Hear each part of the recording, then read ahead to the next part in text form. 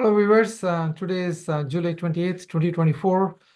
I'm here to discuss about the US presidential elections, but more in terms of how the Middle East peace process might affect the 2024 elections.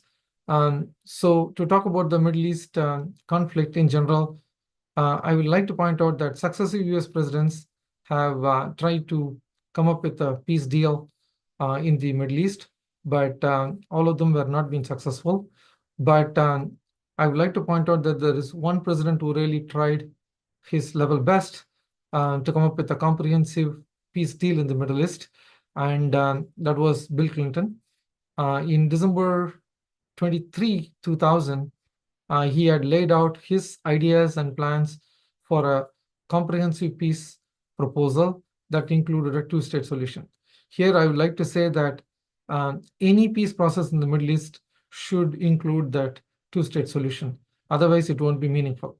So I would like to talk about that in detail.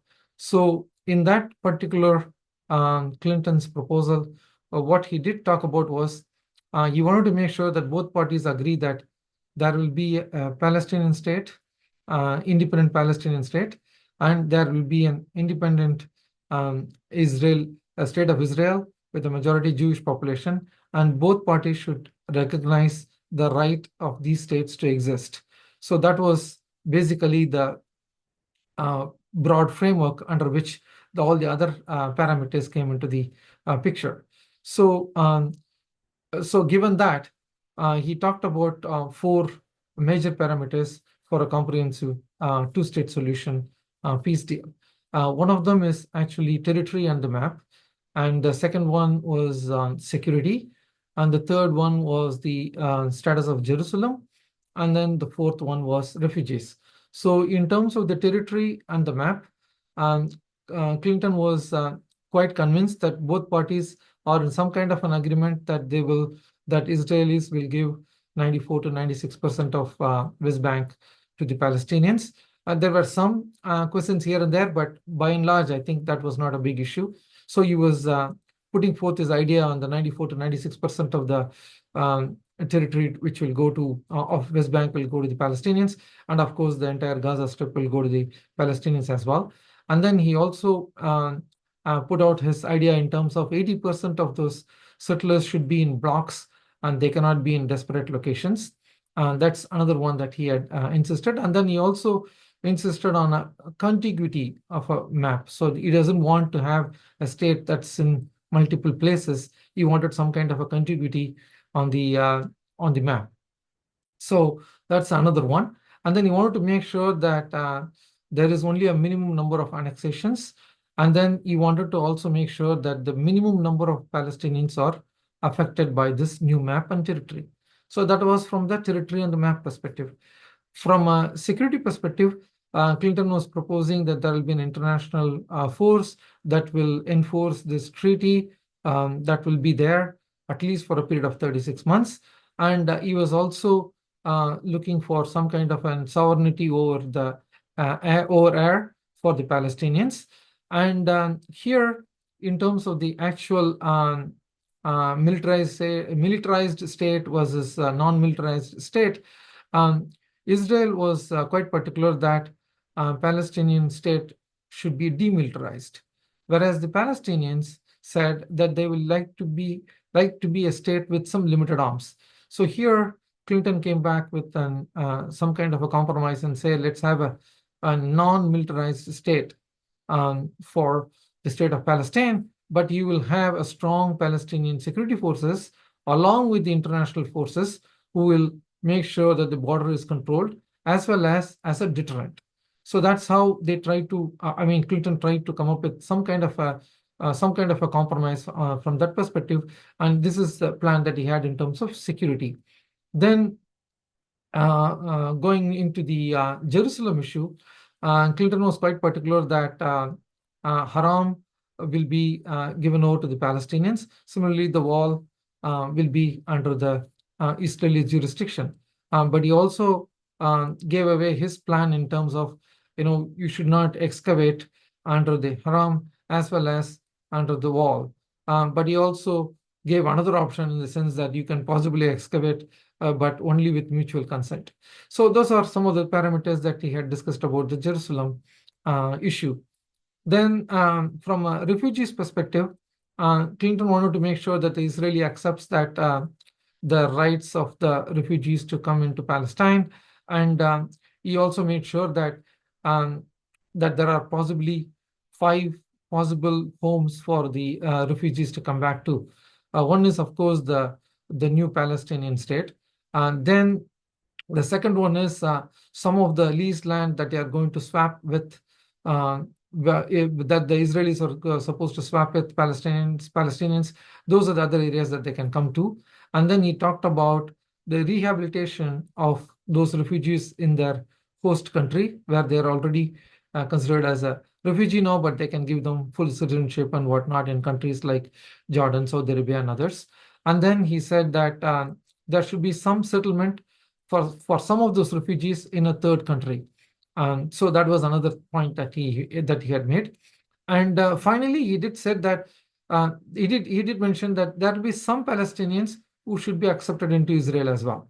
So these are the 5 possible homes that he had mentioned for the refugees. So these are the broad parameters for a comprehensive peace deal between Israel and Palestinians. And this happened on December 23, 2000 in the Roosevelt Room. So after he read this letter, these details to the group of people who were there, who are actually the negotiators for both Israel and the Palestinian group, he just said that, I know these are my ideas, and not only that these things will be off the table when I leave, it will also leave with me.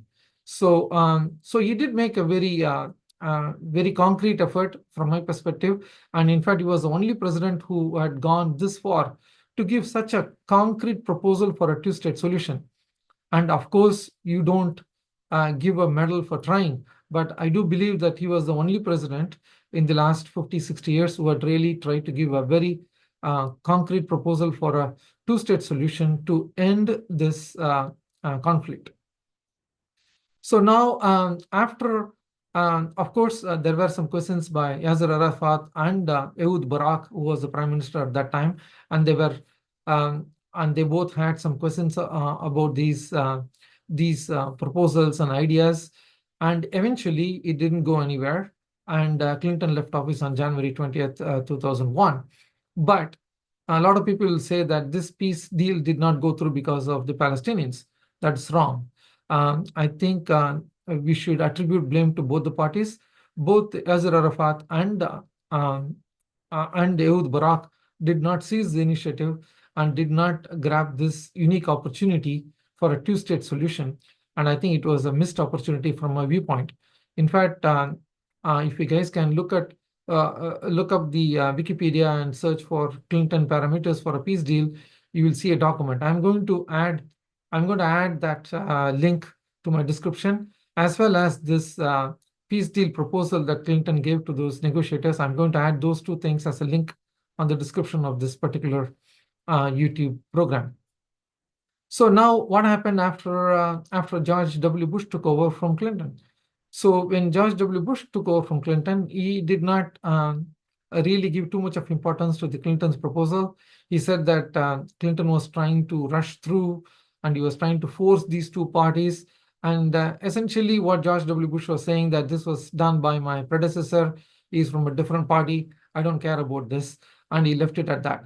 Then Ariel Sharon took over as a prime minister in Israel, and both of them didn't really give too much of importance to the two-state solution or a Middle East peace for that matter. Then 9/11 happened. Then you all know what happened. America was busy fighting 2 wars, one in Afghanistan, one in Iraq, and this whole peace process in the Middle East went to the back burner, and nobody really bothered about it.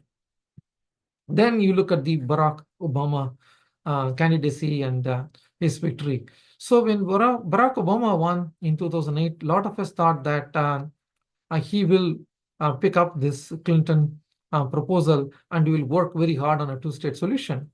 Unfortunately, that did not happen. I will say, unfortunately, is due to the fact that when you look at his campaign, not only he said, yes, we can, but he also said that we will challenge the conventional wisdom. So I was hoping that he is definitely going to challenge the conventional wisdom into foreign policy. He did not do that. And I was very disappointed that way. So he was just following the same old 1950s, 60s, 70s, 80s foreign policy because the players in his foreign policy team were the same, or they were just groomed by the people who were from the 60s and 70s. And they didn't really think out of the box or even try to pick up that Clinton proposal and try to work with both the parties. So unfortunately, Barack Obama's presidency also did not result in any kind of a peace process or at least a peace treaty with these two parties. Then, of course, in 2016, Donald Trump won, but he was not giving too much importance to the peace process as well. So that didn't go anywhere. And then when Biden took over in 2020, pretty much he was following the Obama philosophy. He did not do much for the two-state solution as well. Then in 2023, Hamas had this horrific attack in Israel, which we all condemn. Violence is not the answer for anything, and we all condemn that violence. And it was a brutal, horrific attack, and we couldn't watch those innocent people being killed. And then Israel retaliated, and then we saw the people in Gaza getting affected. So that is another thing. It is very painful to watch, and that is why I'm trying to raise this topic at this juncture, is because we are at a critical juncture now. We have this conflict that's going on in the Middle East. We're going to have an election, and both parties need to come up with some kind of a concrete plan on how they are going to end this conflict. It is not enough to say that we stand by Israel, and it is not enough to say that we offer a two-state solution. We are for a two-state solution, but nothing is being done. Why are you guys not picking up that Clinton framework, that Clinton parameter, the Clinton proposal? Why don't you guys come up with a tangible plan in this election cycle, in this campaign cycle itself, and say that this is what I'm going to do?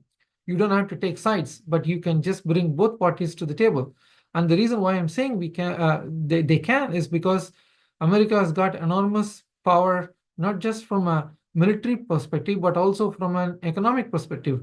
There is a lot of military aid and other things that has been given to both the parties. So you have enough carrot to bring both the parties to the table. And you can start off with saying that we are going to have a two-state solution. Let's work out the details. Don't tell them that we should want to do this, do that, and then go towards a two-state solution.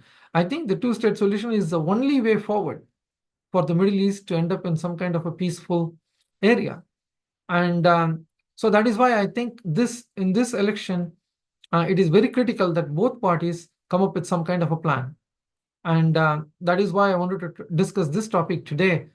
And let's hope that both the parties will come up with some kind of a plan. That's my hope. And that's it from me today. I'll come back to you with another program tomorrow. Thank you. Take care.